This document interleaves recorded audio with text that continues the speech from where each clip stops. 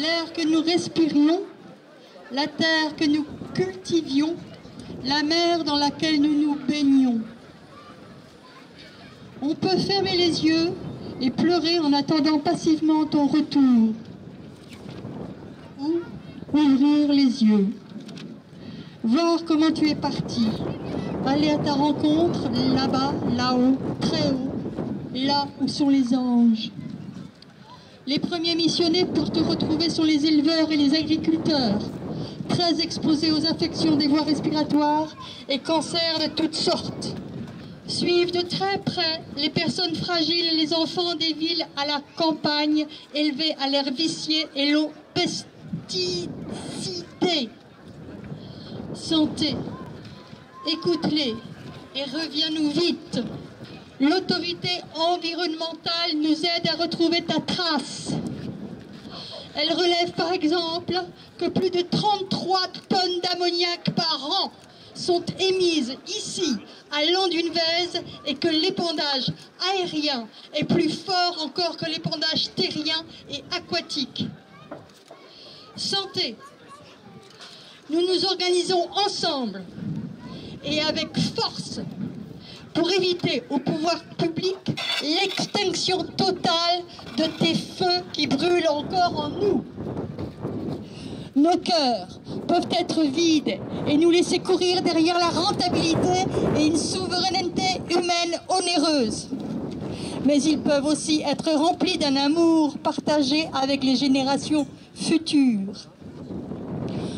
Ô santé, nous pouvons tourner le dos à demain et prolonger ce présent où tu disparais.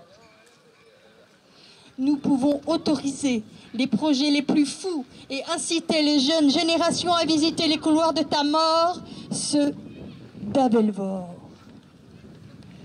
Nous pouvons au contraire être heureux pour demain en favorisant le retour d'un passé. Celui où les oiseaux chantaient, où les abeilles butinaient, où mer et terre étaient vivantes et nous nourrissaient. On peut se souvenir de toi, chère santé, de la joie et l'insouciance des enfants qui jouaient sur la plage et dire simplement que tu n'es plus.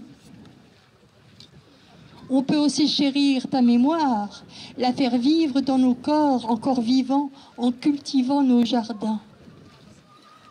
On peut aussi te pleurer, se renfermer et se tourner le dos les uns les autres.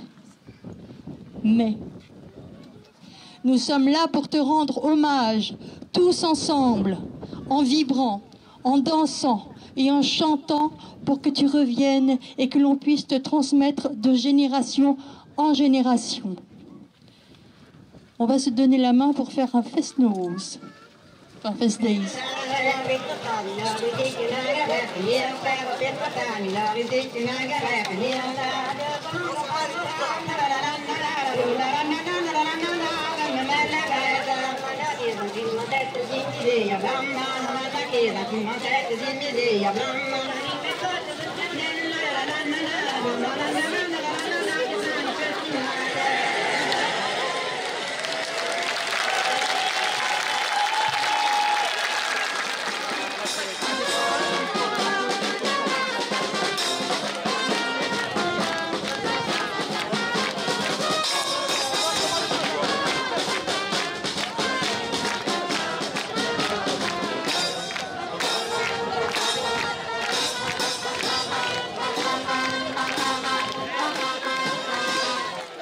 Notre santé est saccagée, l'État regarde ailleurs.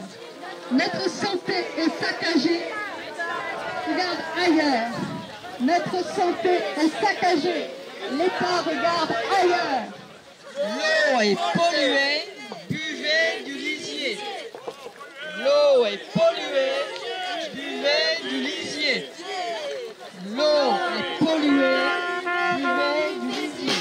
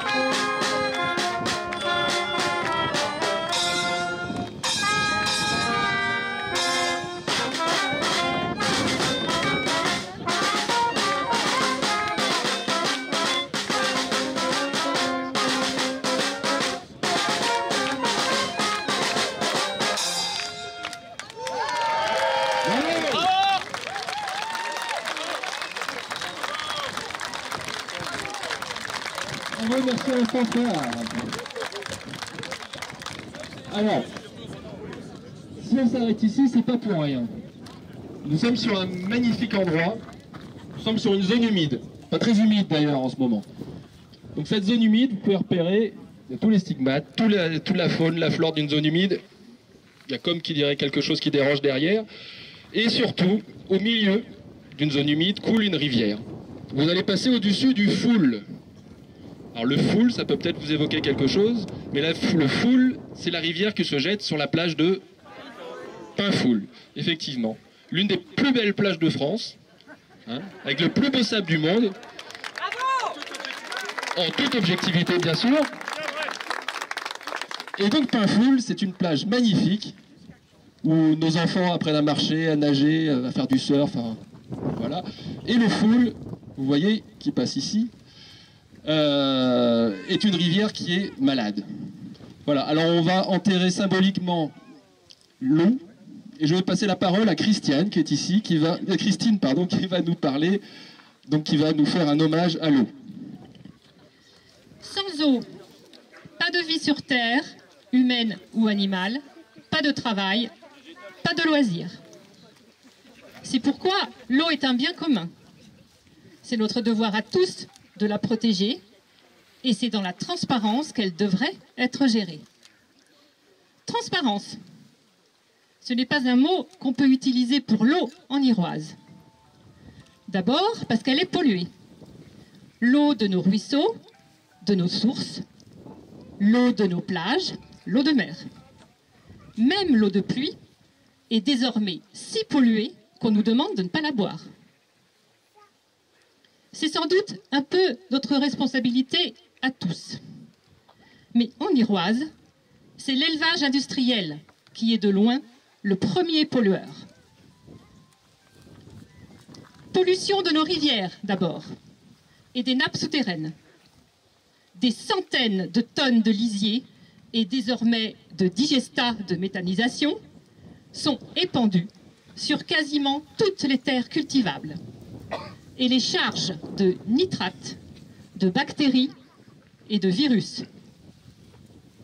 Résultat, une concentration de nitrates qui rend impropre à la consommation humaine l'eau des cours d'eau, forages et sources, et une concentration de bactéries qui met en danger tous ceux qui veulent utiliser cette eau.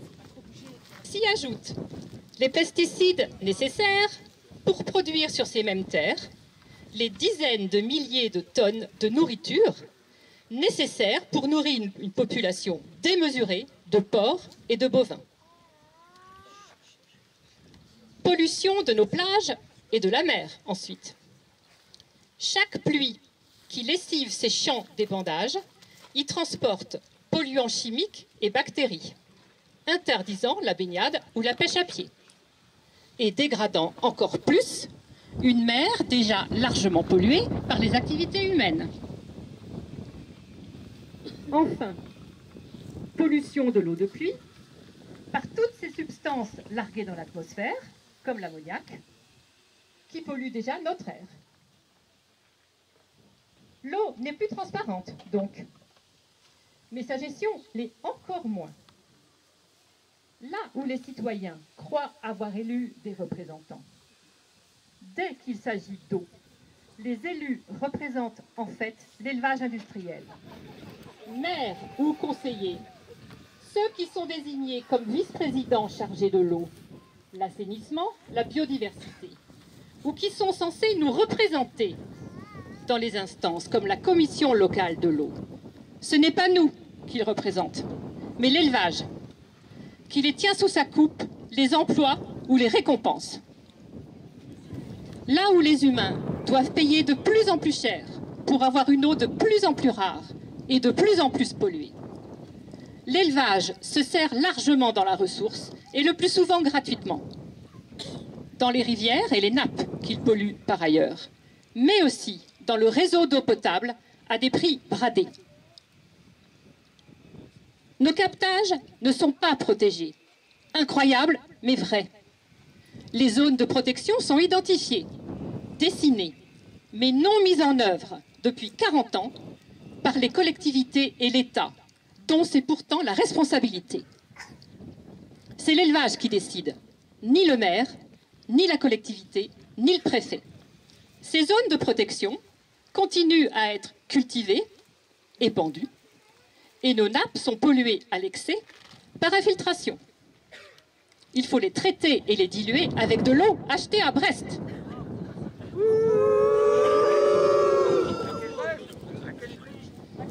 À quel prix? Résultat 2. À Landunvez et dans les communes voisines, l'eau coûte 3 fois plus cher que partout en France.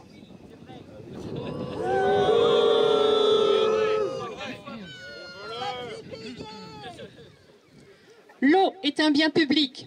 Reprenons sa gestion aux pollueurs qui l'ont accaparée.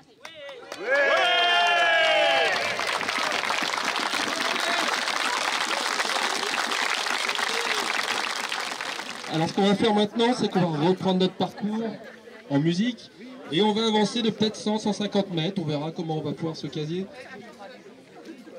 Et on va, dans un premier temps bien sûr, on ne ratons pas ce qu'on avait prévu, nous allons enterrer l'eau sous le symbole de ce cercueil blanc.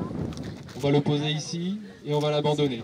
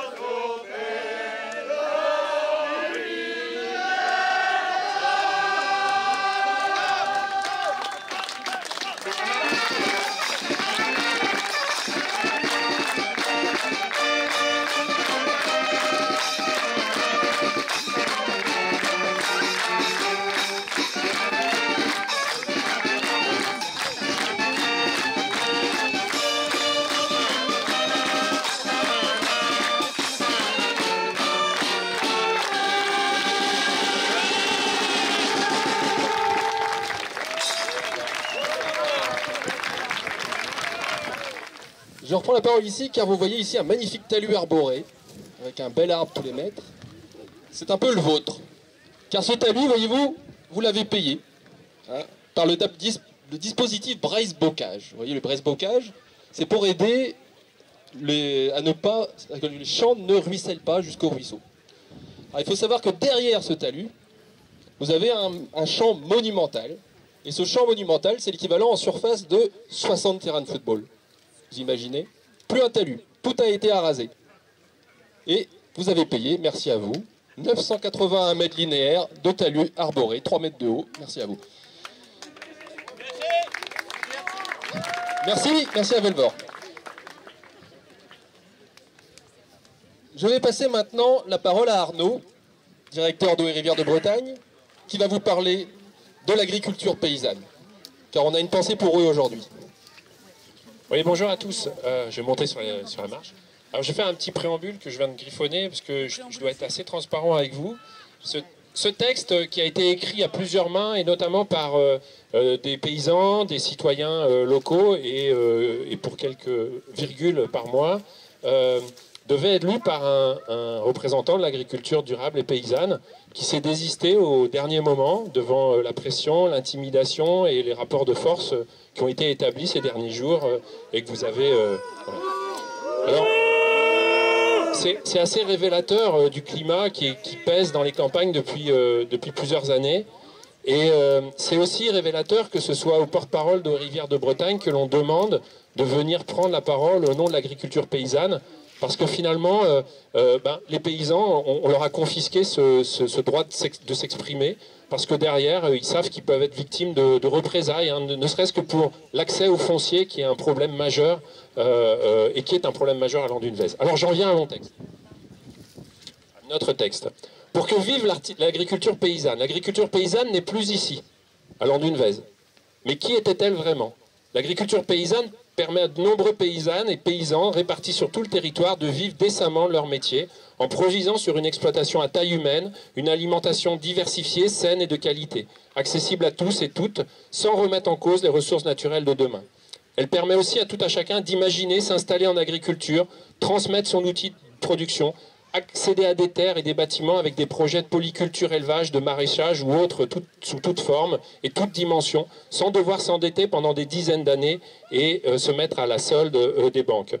Elle cherche la cohérence de ces systèmes pour être la moins dépendante possible des importations de soja OGM et de ne pas contribuer à la déforestation et ainsi ne pas contribuer à la déforestation de l'Amazonie. Être également la moins dépendante possible des énergies fossiles, et elle aussi importée, et s'assurer ainsi d'une véritable souveraineté alimentaire, contrairement à ce qu'on peut bien entendre ces derniers temps. Elle participe avec les citoyens et les citoyennes à rendre le milieu rural vivant et à préserver un cadre de vie apprécié par toutes et tous. Hélas, dans le Finistère, et plus précisément à Landunvez, et je dirais même en Bretagne, un seul éleveur de porc a pu décider qu'il pouvait en être autrement. Décider de mettre la main sur la plupart des terres agricoles, décider de détourner un cours d'eau, décider de raser les talus, et au final construire la plus grosse usine d'élevage de porc de la région. Les patrons d'usines à porc et leurs amis de coopératives, avec bien souvent la complaisance des élus dont ils étaient ou ils sont aussi, ont cautionné et soutenu tout cela, donnant ainsi un coup de couteau fatal à l'agriculture paysanne en privilégiant l'intensif et le hors-sol. C'est le fruit de 50 années de politique agricole qui, au prétexte fallacieux de nourrir le monde, a réduit l'agriculture et le vivant à une activité de production de volume comme on extrait du minerai d'une montagne. La logique qui prévaut n'est pas celle de l'intérêt général et des bienfaits pour tous, non. C'est une logique de maximisation des profits, d'appropriation du bien commun et de surexploitation qui a transformé le paysan en exploitant des ressources, de la terre, du vivant, des hommes et des hommes qui la peuplent. Les principes de l'agriculture paysanne sont pourtant tout autres. Répartir les volumes de production afin de permettre au plus grand nombre d'accéder au métier et d'en vivre. Nous sommes d'accord, l'élevage intensif de porc ici à côté est bien loin de ces préceptes. Les jeunes maraîchers qui cherchent à s'installer ne trouvent pas de terre. Celles-ci sont directement accaparées pour l'industrie hors sol. Vous avez droit à un ouh là à ce moment. Deuxième principe, respecter la nature et la biodiversité. 22 000 tonnes de lisier, 38 tonnes d'ammoniac pour Avelvor chaque année. Côté biodiversité, une céréalisation mono-espèce qui ne tient qu'avec le renfort de pesticides, à l'origine de l'effondrement de la biomasse des insectes et des oiseaux des champs, notamment. Alors, la question que l'on pose, c'est nature, ici te sens-tu respecté? Non.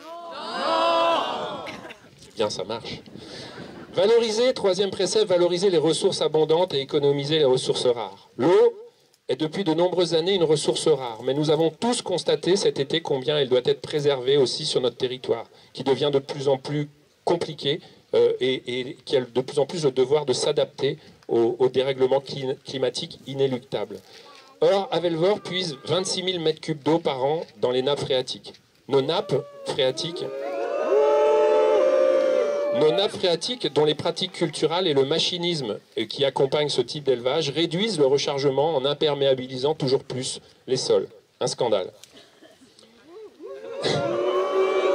Quatrième et dernier précepte, maintenir des populations animales élevées en diversité et des variétés végétales cultivées tout en préservant les écosystèmes. Ici, on a 100% de cochons côté animal, 100% de maïs et de blé pour les nourrir côté végétal. Et il n'est pas nécessaire de vous faire un dessin pour vous dire que la biodiversité est bien mise à mal.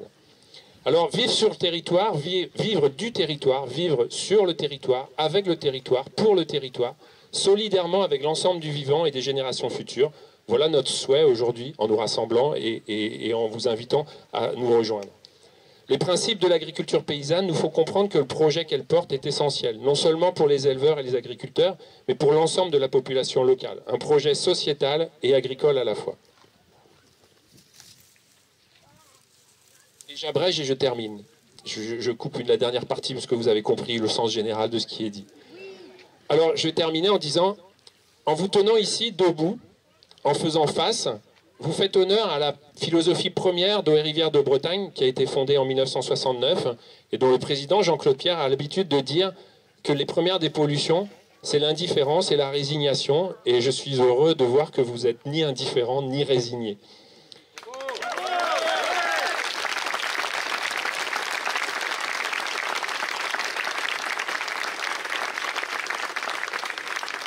Alors, puisque vous semblez, et nous sommes déterminés, et nous pensons avec détermination qu'un monde meilleur est possible, et que celui-ci passe par une sobriété heureuse, eh bien, je pense que nous allons continuer ensemble à nous opposer à ce projet qui est contraire à la sobriété heureuse, qui est le projet Avelvor. Merci pour votre attention.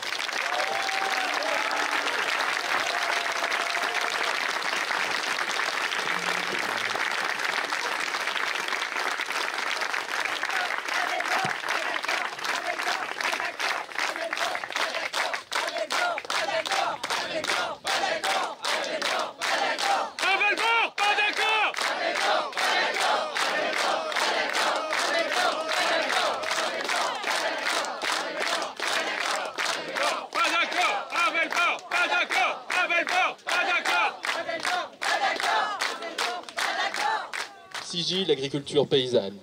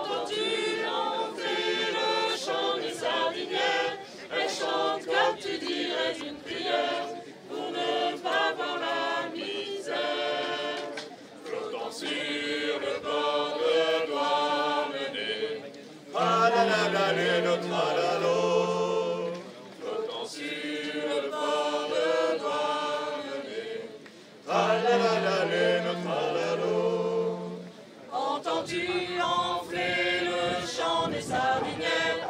Elles chantent comme tu dirais une prière pour calmer les larmes amères.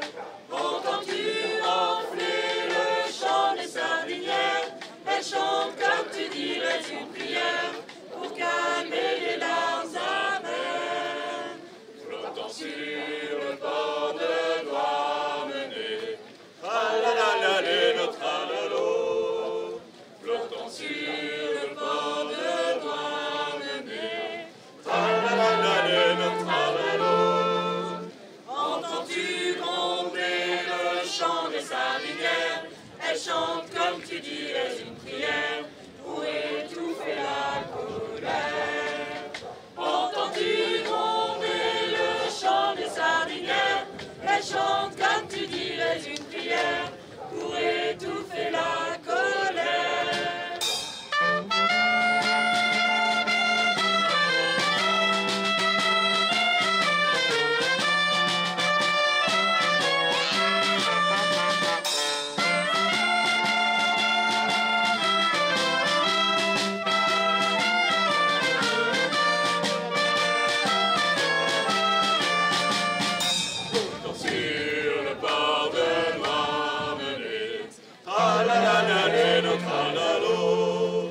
Flottant sur le port de Douarnenez, tralalalé, notre tralalo. Entends-tu crier le chant des sardinières? Elles chantent mais ce n'est plus une prière, elles se sont mises en grévière. Entends-tu crier le chant des sardinières? Elles chantent mais ce n'est plus une prière, elles se sont mises en grévière. Flottant sur le port de Douarnenez, tralalalé, notre tralalo. Flottant sur le port de Douarnenez, tralalalé, notre tralalo. Entends-tu hurler le chant des sardinières? Elles chantent mais ce n'est plus une prière, c'est la marche des émeutières. Entends-tu hurler le chant des sardinières? Elles chantent mais ce n'est plus une prière, c'est la marche des émeutières.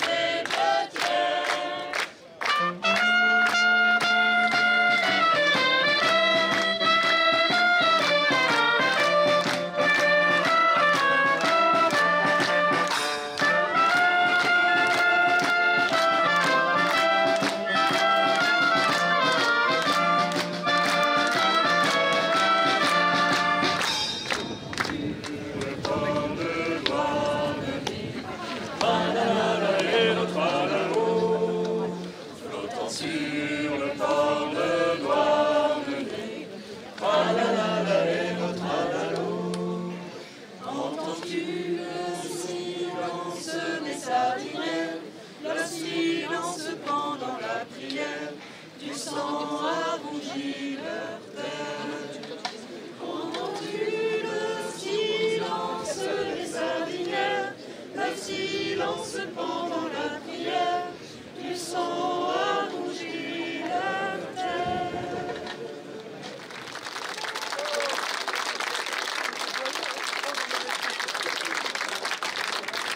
Paysage d'Iroise en transition. Maïs, plastique, désolation. Paysage d'Iroise en transition. Maïs, plastique, désolation. Les paysans nous nourrissent, les éleveurs industriels nous pourrissent.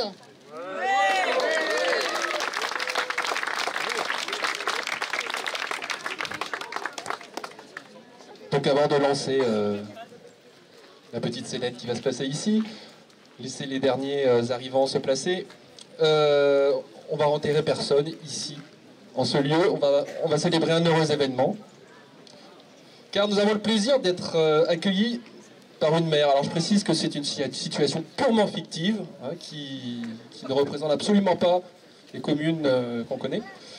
Donc nous avons le plaisir d'être accueillis par une mère. Je vous présente Madame Honnête, Marie Honnête.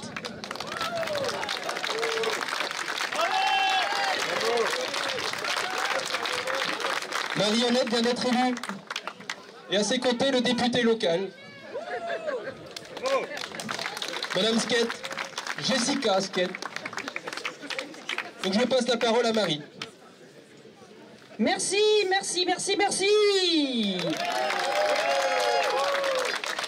J'ai été désignée par la coopérative... non, pardon, je reprends. Attendez. J'ai été désignée par vos suffrages pour diriger notre belle commune durant cette mandature. C'est un véritable raz-de-marée électoral qui m'a porté à ce poste. Mais quoi? Mais qui a gueulé? Mais qui a dit qu'il y avait qu'une liste à se présenter? Vous n'allez pas commencer à faire du mauvais esprit, hein? Bon. Je disais donc, je serai la mère de tous les élevages non, attendez. De tous les habitants de notre belle cité. Je voudrais symboliquement, pour marquer le coup, rebaptiser la rue centrale de notre bourg. Voici donc son nouveau nom, l'avenue des Champs-Élysées. Vous pouvez tirer la ficelle. Et le drap tombe normalement.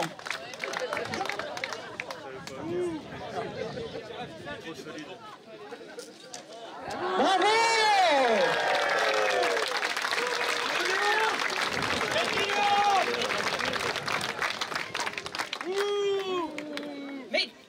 Mais qui ose gueuler comme ça? Mais ça va pas se passer comme ça. Vous osez faire de l'agribashing? Attention, ça peut aller loin, ce genre de comportement. J'ai le numéro direct de la cellule Déméter et je vous signale que je les ai déjà appelés pour moins que ça.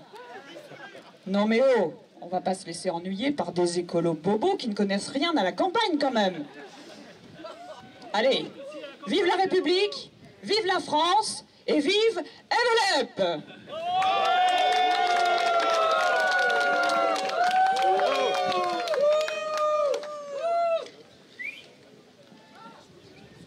Et je passe la parole à notre députée Jessica Asquette. Bonjour à toutes et à tous. Je suis donc Jessica Asquette, la députée de la 3e circonscription du Finistère, en charge du 8e PPSB pour les ports sains en Bretagne. Je remercie Marie-Honnête de m'inviter aujourd'hui chez vous pour cette inauguration de la magnifique avenue des Champs-Élysées. Je voudrais, lors de cette inauguration, porter un message et m'adresser plus particulièrement à une majorité de concitoyens de Landunvèze qui vit recluse et silencieuse dans les lotissements d'élevage, à quelques centaines de mètres d'ici, les ports sains.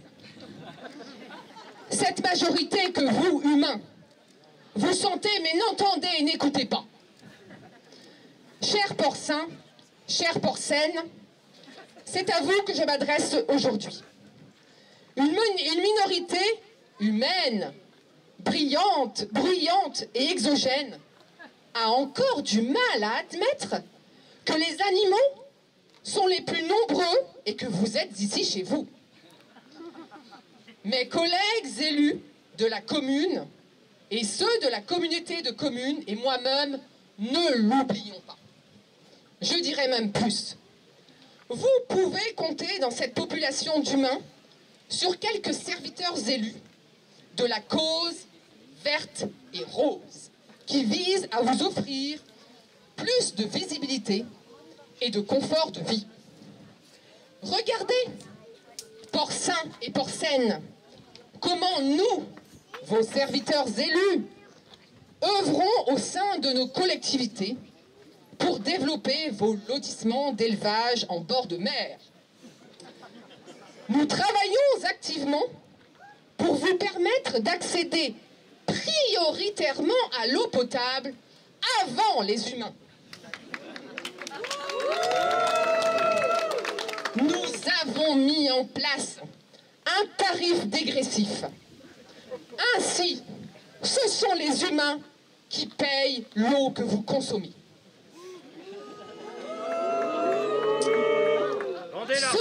Ce projet phare de lotissement d'élevage, initié pour vous, porcins et porcines, porté par votre aimable bienfaiteur ici à Landunvez, reçoit désormais l'appui des services de l'État.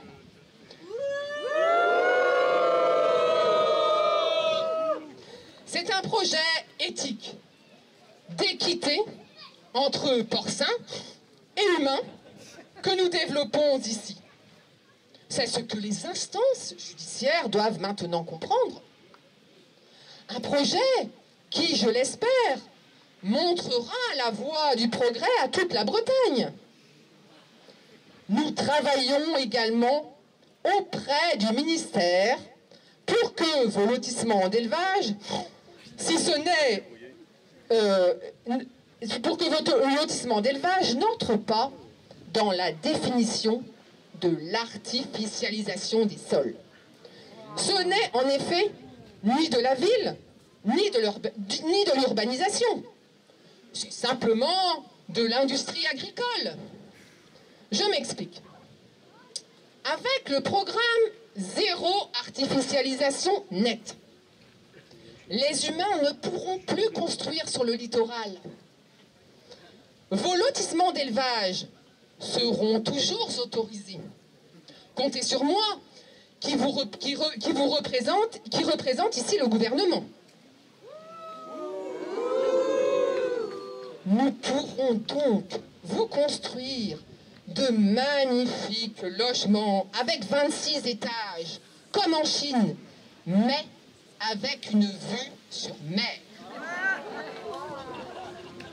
La Bretagne, croyez-moi, peut devenir entièrement rose et verte. Il faut en finir avec la pâleur des plages de sable blanc et la transparence de l'eau. Qui sont les couleurs? Porcins et porcines, les humains commencent à s'habituer à l'habillage vert des plages. Regardez, ils en font même la couleur symbolique de leurs partis environnementaux. Vous verrez, demain, ils adoreront les raz de marée vertes et viendront, très nombreux, se mettre au vert sur nos plages. Ils s'accommodent également de cette odeur de rose qui parfume votre bourg, n'est-ce pas, marionnette? Je bénis avec vous cette avenue des Champs-Élysées. Les plages ressembleront aux champs avec de l'or noir comme eau. Le lisier est effectivement l'or de demain. Porcines et porcins, les humains viendront bientôt grâce au programme de méthanisation dépendant de votre lisier pour se chauffer. Vos excréments vaudront alors de l'or. La cause verte et rose progresse tous les jours. Porcines et porcins, les humains envoient désormais les enfants des centres de loisirs vous rendre visite jusque dans votre maternité. Jusque dans votre maternité et dans vos quartiers, et célèbrent ainsi la gloire des 3 petits cochons. À ce sujet, vous connaissez le Nutri-Score? Je dépose la semaine prochaine un projet de loi qui accordera systématiquement la note A aux aliments qui sortent d'usines agricoles visitées par les enfants des écoles.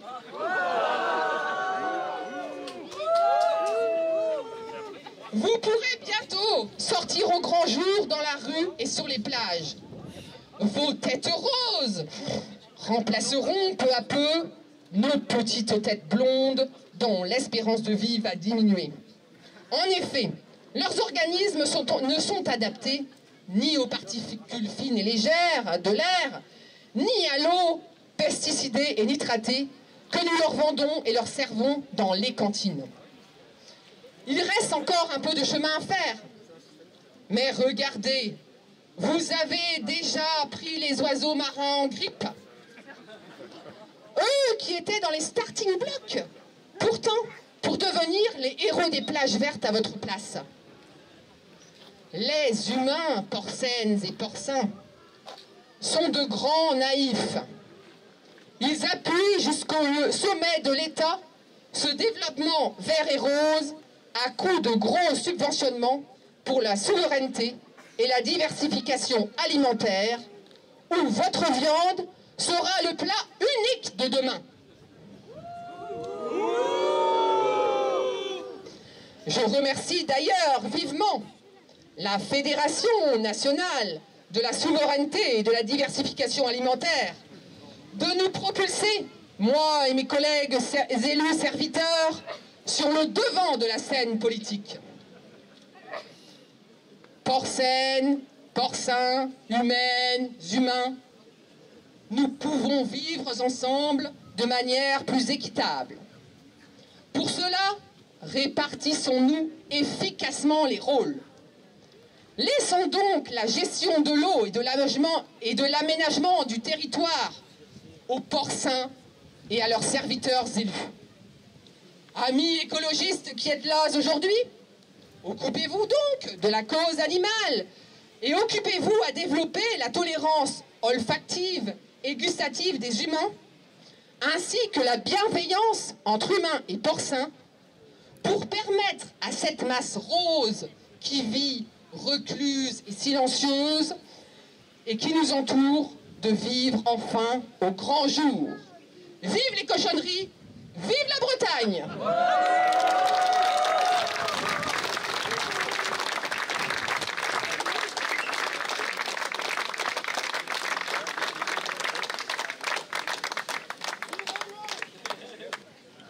Alors dans le timing, il va falloir qu'on accélère un petit peu. Alors on va remonter juste devant la mairie. Alors attention, là, pas de provocation, rien.